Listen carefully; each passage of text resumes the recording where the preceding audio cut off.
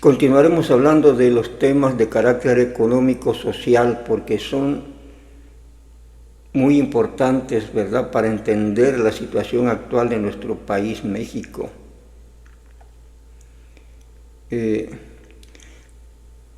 Y ahora quiero tratar el tema que se refiere a la movilidad social, al concepto de movilidad social, que simplemente son estudios que presentan investigadores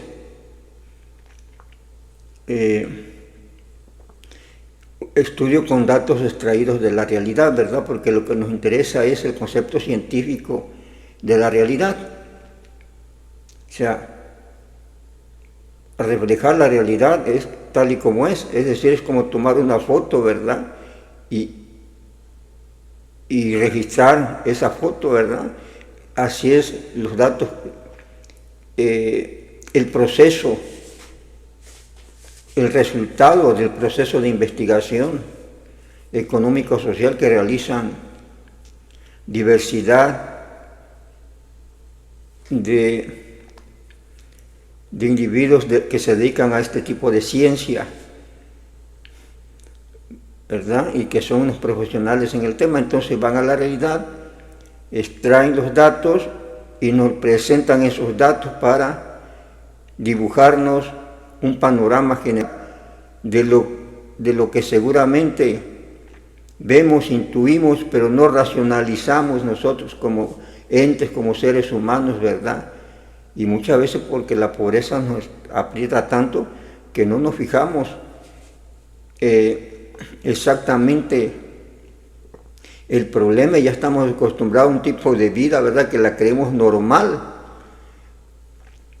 Y es por eso importante tomar en cuenta la actitud, la actividad científica del método científico, ¿sí?, para recabar los datos y presentar los datos, ¿verdad?, presentar esa realidad para después buscar posibles explicaciones de por qué esa realidad es así, por qué se manifiesta así la realidad económica o social de México, por ejemplo, o de cualquier otro país.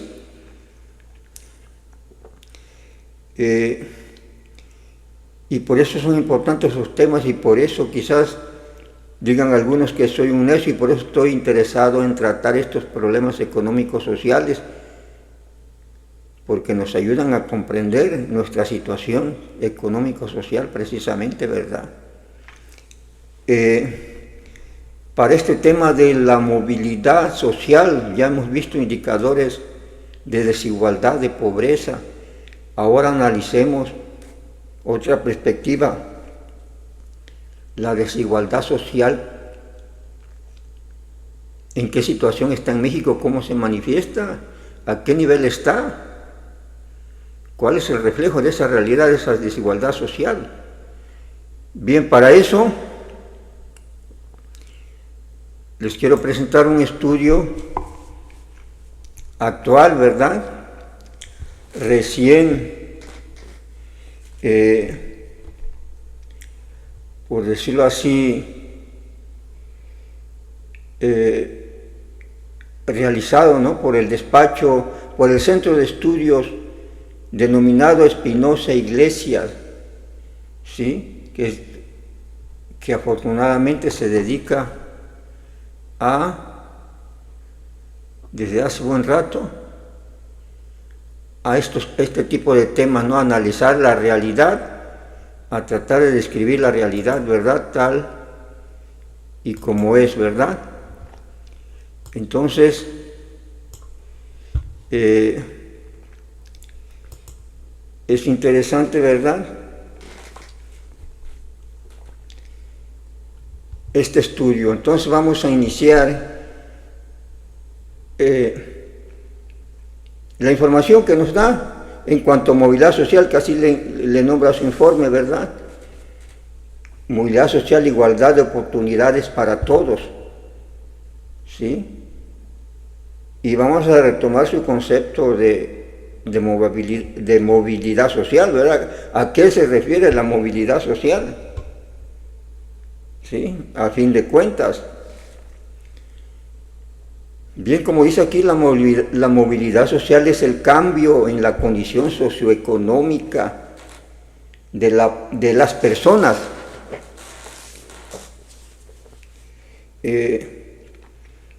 Donde dicho cambio puede implicar mejoras o retrocesos en riqueza, educación, ocupación, ingreso, salud, entre otros factores o dimensiones sociales, ¿verdad? Implica mejoras o retrocesos en la movilidad social, por eso es movilidad social. En un momento estás en una parte y de repente estás en otra, ¿no? Que puede ser para ti positivo o puede ser negativo la situación en que normalmente en que te puedes encontrar en algún determinado tiempo, ¿verdad? Por eso es movilidad social, ¿sí? Entonces puede implicar mejoras tu situación social o retrocesos, empeora tu retroceso social. Y los términos a considerar son la riqueza, la educación, la ocupación y los ingresos, ¿verdad?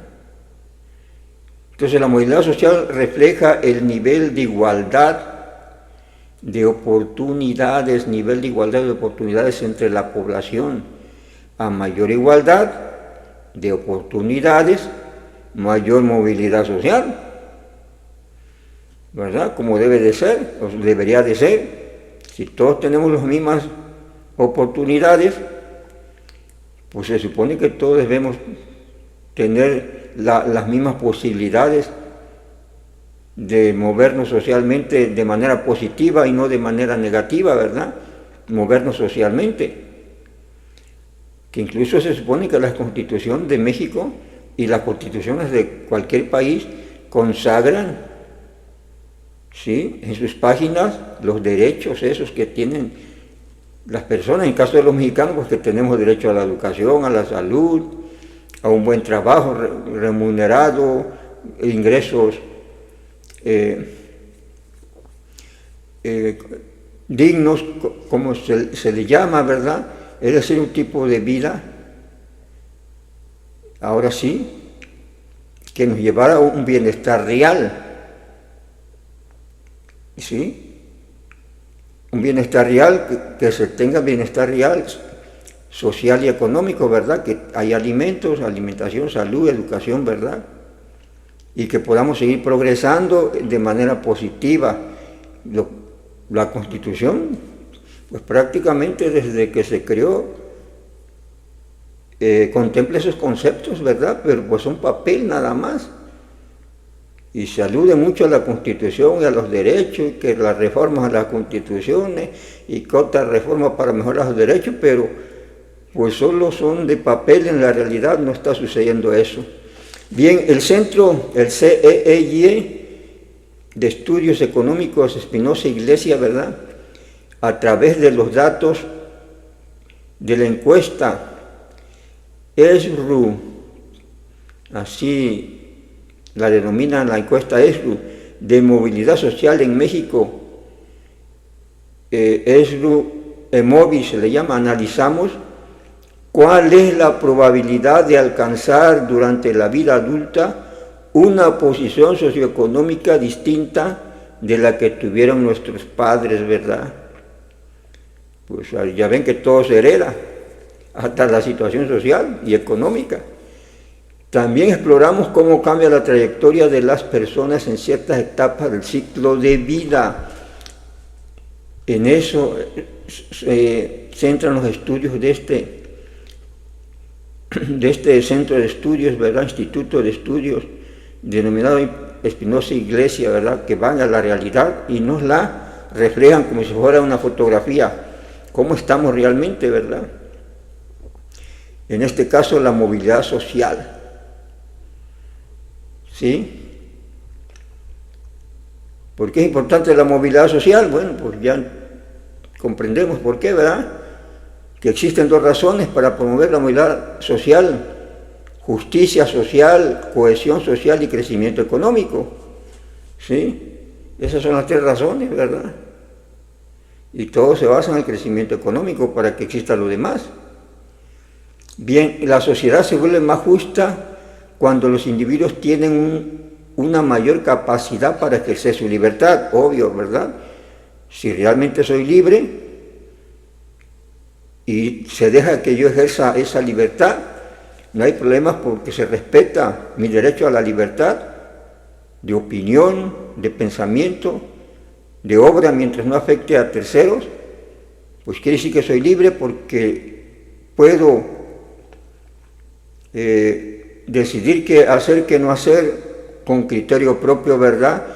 Sin temer a represalias, por ejemplo, o a críticas irracionales o injustas, ¿verdad? Por ejemplo, ¿sí? Lo cual implica que sea su esfuerzo y no sus circunstancias de origen lo que determinen sus logros, ¿verdad? Es decir, las circunstancias de origen, que como vemos en México, pues aunque no lo quieramos, las circunstancias de origen muchas veces, la verdad, no porque las ponga uno, sino porque otros que consideran que su origen es de mayor calidad, pues obstruyen a los que se supone tienen un origen de menor calidad. Así, por ejemplo, no se ha dado mucho en algunas regiones el caso, se habla de indígenas, ¿verdad? Y se les considera por su origen porque son inferiores, por ejemplo, al mestizo, al que se mezcló con los españoles, ¿verdad? También pueden considerarse en algunos lugares a los negros, a los de piel morena, como de origen inferior.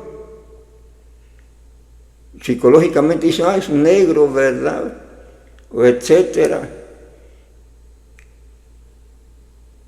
Y una visión de que el color blanco es mejor que el negro, ¿verdad? En la piel de un humano, por ejemplo, y por lo tanto, si el que nació negro, pues por su origen ya la circunstancia, un tanto lo aíslan, ¿verdad? O sea, se le ponen trabas y le es más difícil progresar, por ejemplo, en una sociedad, mientras que el que es blanco, por ejemplo, podría tener mayores oportunidades porque el concepto psicológico es de que el blanco es mejor, ¿verdad?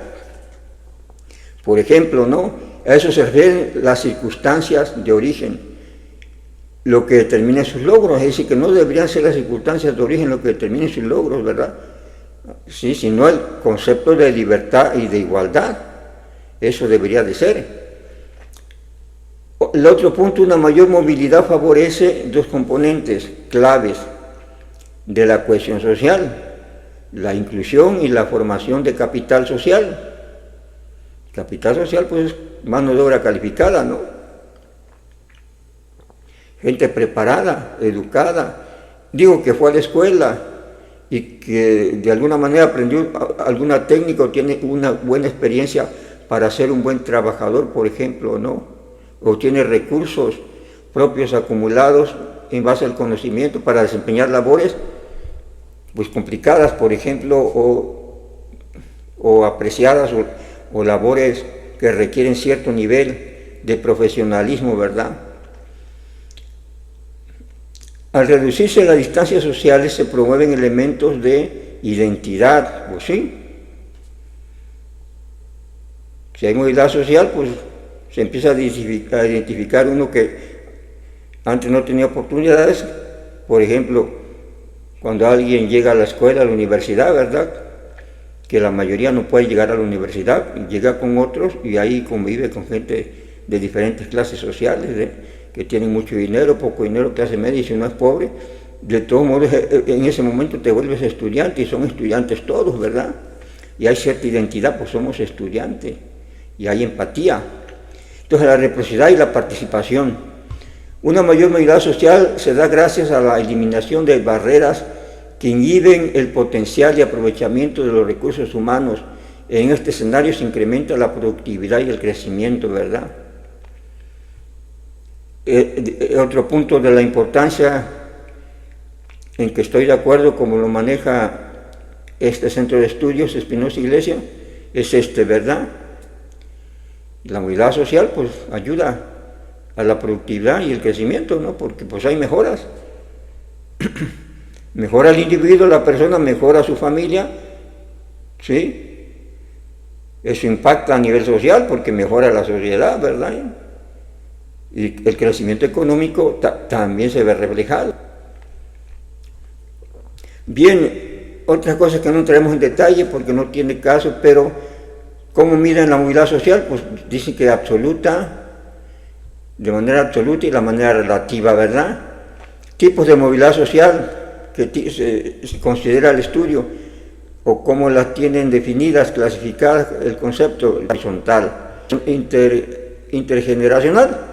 O sea, quien quiera más detalle puede ver este informe que está disponible en internet, donde yo lo estoy sacando, ¿sí? Para mayor información, porque aquí no nos daría tiempo, ¿verdad?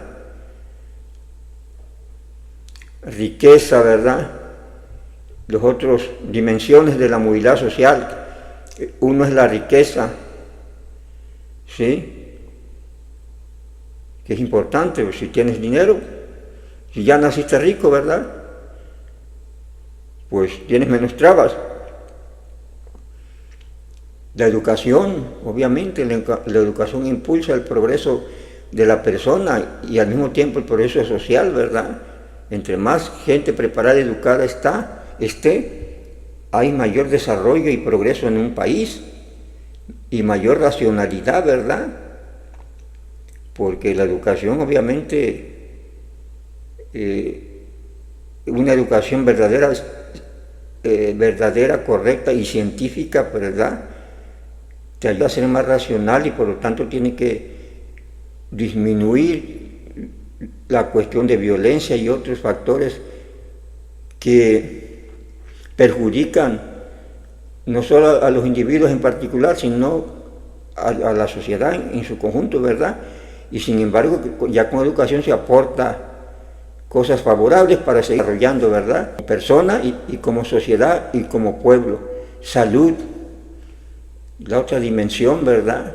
Si no hay gente sana, pues ¿quién va a llevar a cabo las actividades económicas y sociales y educativas en un país? ¿Y quién va a desarrollar el progreso, verdad? De su tierra, de su gente. ¿Quién va a hacer el progreso de su país? ¿Quién va a crear más riqueza y todo lo que sea la cuestión cultural, todo lo que hay? El trabajo, ¿verdad? ¿Sí? Importantísimo porque es la base del sustento social de la persona. Trabajo porque el trabajo le permite ingresos, ¿verdad? ¿Sí? Y tener trabajo lo vuelve útil. Y el trabajo transforma tanto a la persona como a la sociedad y lo que hace. Por eso la tecnología ha avanzado. A nivel social y la tecnología como técnica ha avanzado pues, gracias al trabajo de las personas, ¿verdad? Sin embargo, el resumen, ¿cuál es? Del estudio de Espinosa Iglesias, que México es un país de baja movilidad social, ¿sí?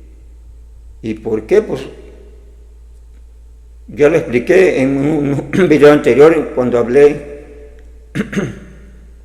Uno de los factores a tomar en cuenta es la desigualdad, ¿verdad?, que existe en los niveles de ingreso y eso afecta a la movilidad, ¿verdad? Ya he hablado de eso y ahora estoy complementando con un estudio de movilidad que se complementan. El estudio de desigualdad nos dice claramente el nivel de ingreso y de pobreza en que está la mayoría de los mexicanos del país y eso obviamente incide en la movilidad social, como lo estamos viendo.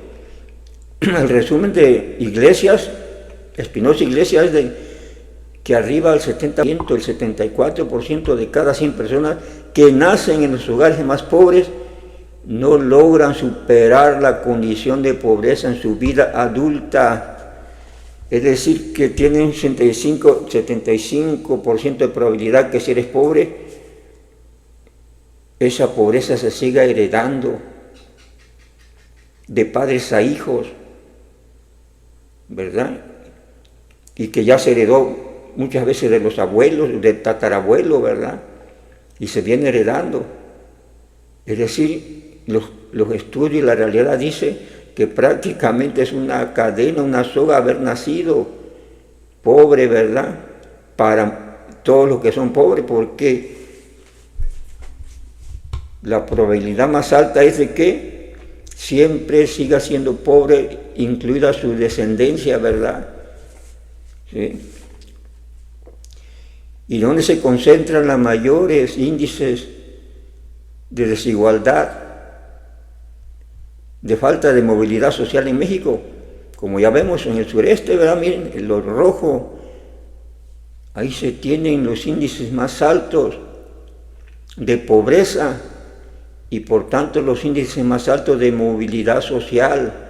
Prácticamente la mayoría se está quedando, si nace pobre, pobre.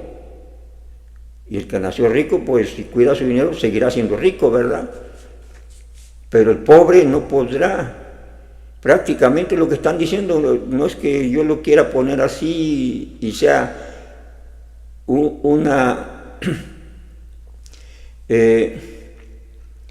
sea una opinión extraída nada más de mi cabeza, ¿no? de lo abstracto, o sea, un supuesto que yo creo que sea así, no, lo están dando los datos de los estudios, ¿verdad?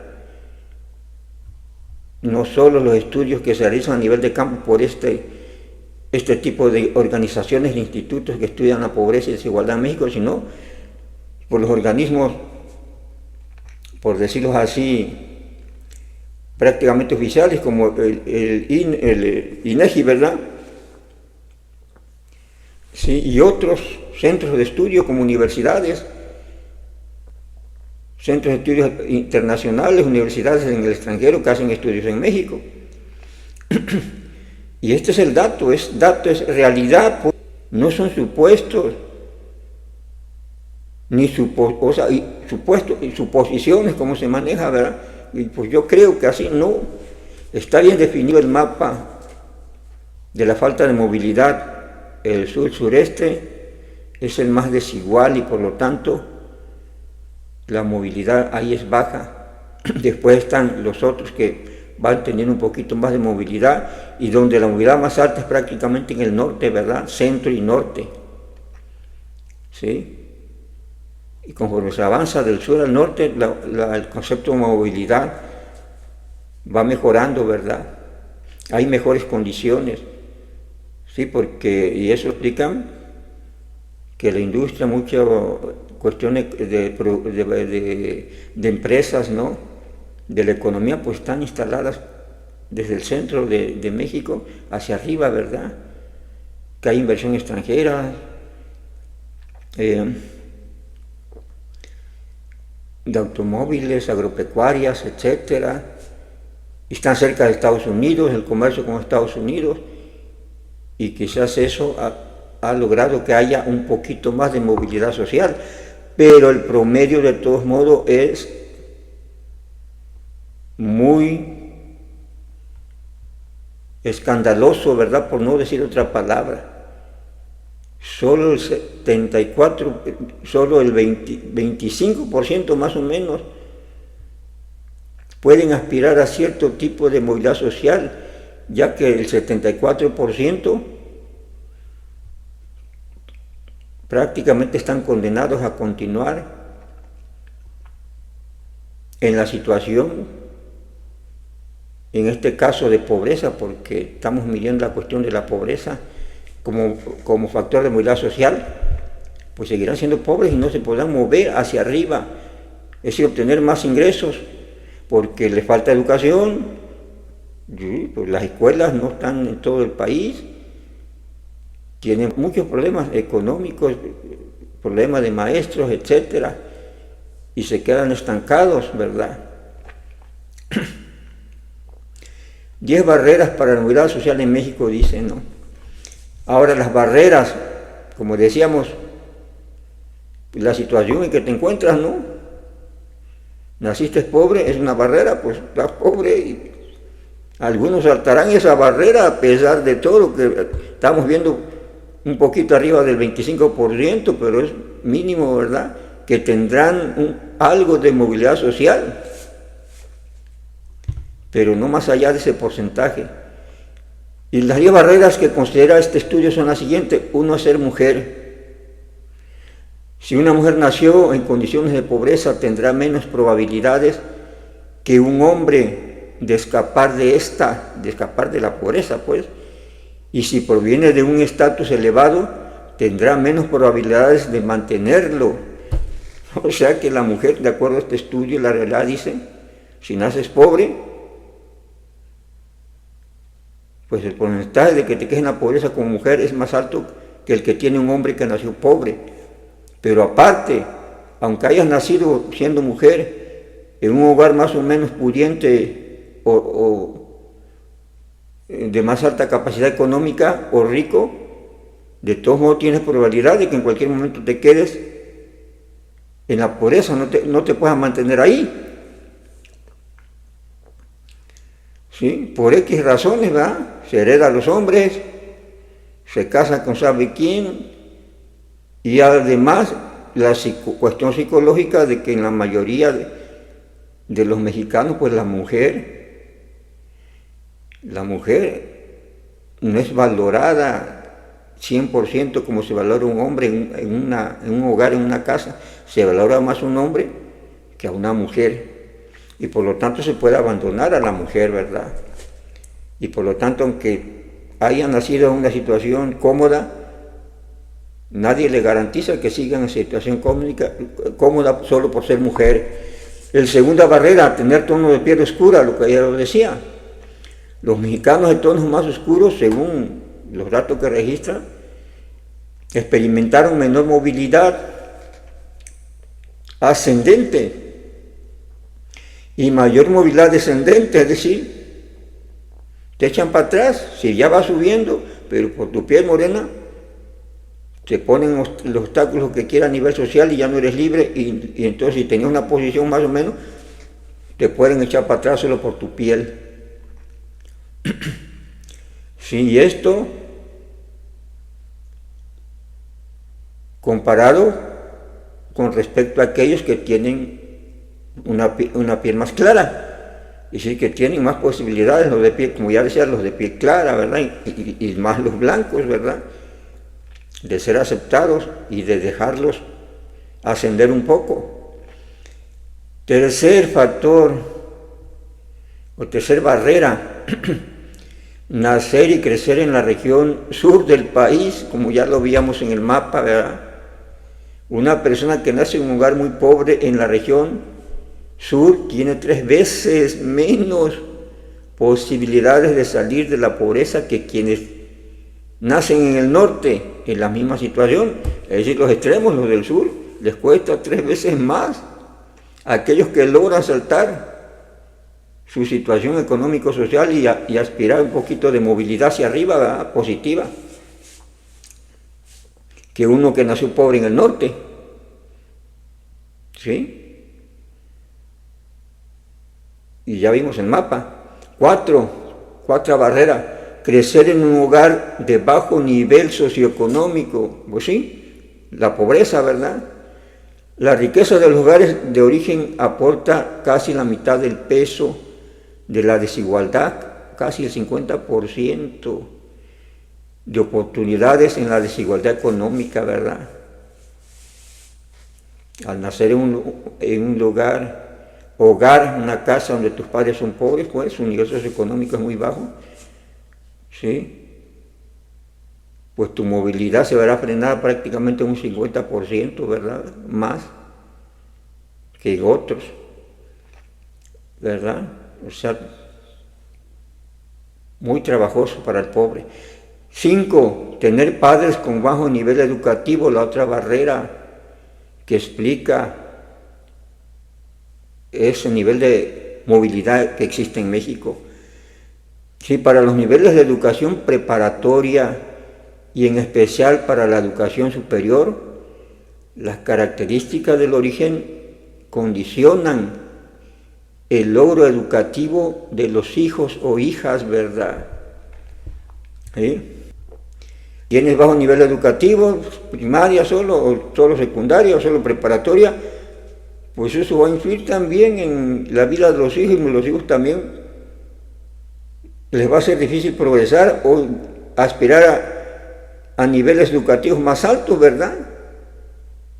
¿sí? Porque pues sus padres tienen un bajo nivel educativo y no está el ejemplo, no hay los alicientes, ¿verdad? Para que diga los hijos pues que es correcto estudiar y ni está la situación económica favorable, ¿verdad? Entonces condiciona psicológicamente a los jóvenes para no estudiar, ¿sí? Aparte obviamente de la falta suficiente de escuelas y de profesores y de apoyos, ¿verdad? Sexta barrera, tener un padre que haya trabajado en el sector informal.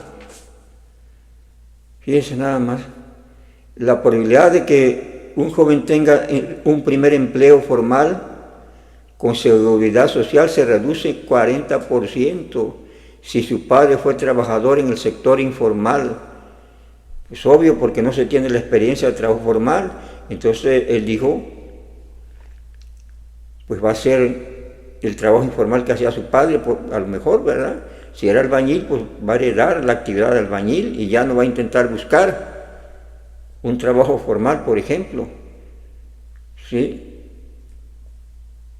Y, obviamente, un trabajo informal hay menos capacidad de ahorro, ¿verdad?, que un trabajo formal, y menos seguridad social, aunque ahorita cayó la seguridad social, es un desastre, pero hace algún tiempo, cuando se inició ese esquema de seguridad social, del INSS y todo eso, pues había una alternativa para la gente trabajadora con trabajo formal, de tener asegurada, por ejemplo, cuando menos la atención médica en casos urgentes de tratamiento médico. El séptima barrera es haber trabajado durante la infancia, pues sí, te desgastas desde niño, no tienes tiempo para la escuela, no aprendes bien y pues te vas a quedar en la misma situación. ¿Y por qué vas a trabajar desde la infancia? Por el nivel socioeconómico de tus padres, porque están en pobreza, ¿verdad? Y entonces sigue la tendencia de no aspirar a más, ni de estudiar a más. 8. Contar con educación primaria pública vespertina, dice, que quienes asisten a escuelas públicas y con horarios vespertinos tienen menores posibilidades de acceder a la educación superior que quienes asisten a escuelas privadas y o matutinas. ¿Sí? Resulta que tienen más chances los de la educación privada, ¿verdad? Pero pues quien va a la escuela privada pues tiene nivel socioeconómico un poquito aceptable de la familia y por lo tanto pues sí, se impulsa la educación y por lo tanto se tiene la posibilidad de tener la movilidad social, ir más allá, un paso más allá de sus padres, ¿verdad? Tener más conocimiento, tener más ingresos que su padre y vivir una vida mejor que la de sus padres, por ejemplo, ¿no? La 9ª barrera, tener un primer trabajo en el sector informal, ¿sí? Para las personas que provienen de un hogar pobre, la probabilidad de tener un trabajo formal con seguridad social se reduce en menos 37.1% si su primer empleo es informal, ¿verdad? Meter a la formalidad, pues ya tu tenencia quedó con lo informal y tienes problemas. Dice que tu oportunidad se reducen, según los datos que da este estudio, hasta el 37%. Y el 10ª barrera, no contar con acceso a servicios de cuidado infantil, es decir, las guarderías, ¿verdad? Contar con centros de cuidado infantil en las localidades amplía las opciones de movilidad social ascendente entre las mujeres que provienen de hogares en pobreza. Pues sí, porque pueden irse a trabajar dejando a sus hijos en una guardería, ¿verdad? Cuando menos no tienen la incertidumbre de que pues, sepa qué andarán haciendo, y en las guarderías pues se les da alimentación, cuando existían las guarderías, ¿verdad? Sí, pues había personal especializado en cuidar niños, especialmente para eso, y se les contrataba y además se alimentaba a los niños y se les enseñaba a los niños desde la infancia, educándose. O sea, la importancia de las guarderías, ¿verdad?, es bastante grande. Sin embargo, aquí en México, pues una de las primeras reglas del anterior gobierno de López Obrador fue desaparecer las guarderías, porque dijo que les salían muy caras, ¿verdad? Pues sí, tenían que alimentar a los niños, darle atención especializada, pagar el personal capacitado, porque de eso se trata. Pero el resultado era favorable a los niños, porque los estaban acostumbrando a cierto nivel de vida y además cuidando su salud, ¿verdad?, y su integridad. Y por otro lado, la familia, la madre o el padre, no tenía que preocuparse grandemente por el cuidado de sus hijos, ¿verdad?, y tener que abandonar el empleo o fallar en el empleo, ¿sí? Por lo tanto, podían buscarse mejores empleos y dedicar más tiempo a su situación laboral o de preparación profesional, porque el niño pues lo dejaban pues prácticamente la mayor parte del día en una guardería, ¿verdad?, hasta que sale de trabajar, y mientras se la alimentaba y se le daban condiciones, el niño aprendía cosas que en su hogar, de manera normal así, que quédate con tus abuelos, pues no iba a aprender, y ni iba a tener la alimentación, ni la salud, ni la atención conveniente, ¿verdad?, porque pues no es nada más encárgate del niño ahí. Entonces la guardería era una actividad de profesionales, o son una actividad de profesionales donde existen las guarderías, que también hay privadas. Por eso cuestan, pero reditúan porque ayudan fuertemente al niño, principalmente a la formación del niño, porque se encarrila al niño a cosas positivas y ayudan a la familia, al padre, a la madre, ¿verdad?, para que se dedique más al trabajo y pueda aportar mayores ingresos a sus domicilios. Bien, entonces esas son las 10 barreras de la movilidad social. Y luego, pues, quien quiera leerlo trae una conclusión, este estudio que se necesita para lograr la mayor movilidad social. Lo pueden ver aquí, ¿verdad? Si quiera puede entrar por sí mismo, se acostumbra a buscar información, a analizar la información y dar su comentario si está de acuerdo o no con esto. ¿Qué se necesita para lograr mayor movilidad social? Pues ya lo vimos, ¿no? De manera general, pues que haya igualdad de oportunidades principalmente, ¿verdad?, en un país. Aquí en México, que haya crecimiento económico, ¿verdad?, y no saqueo del país, porque si hay crecimiento económico puede haber trabajo y gran cantidad de trabajo, que mejoren los ingresos, que los gobiernos dejen de gastar más en campañas, ¿verdad?, que gasten menos en campañas, que dediquen esos recursos realmente a la atención de la gente, la distribución de la riqueza. Quiere decir que hay que poner escuelas, hay que poner centros de salud, hospitales para mejorar la salud, guarderías. No es dar dinero de gratis así, sino apoyar toda una creación de fuerza de trabajo especial y profesional, ¿verdad? Sí. Y promover los mecanismos necesarios para las inversiones, principalmente nacionales, ¿verdad?, de empresarios, pequeños productores nacionales. Y no dejar la cosa al ahí se va, no dejar al tren ahí que vaya como pueda, ¿verdad?, y hasta choca y se descarrila y nadie supo por qué, digo, ¿verdad? Entonces no se puede, y es lo que está haciendo actualmente este gobierno. Entonces se ha abandonado el concepto de progreso económico, de planes estratégicos de desarrollo. Alguna vez los gobiernos plantearon los planes nacionales de desarrollo, que cuando los leemos son planes bastante bien diseñados, que lo único que le faltaba era mayor empuje en su totalidad. Pero para seguir una política nacional y de progreso en un país tienes que tener un plan claro, progreso y con gente especializada, plan claro de progreso, ¿verdad? Económico, social y con gente profesional, llevando a cabo y supervisando el proyecto, el plan de desarrollo, ¿sí? Que vaya la gente, la mayor parte de los ingresos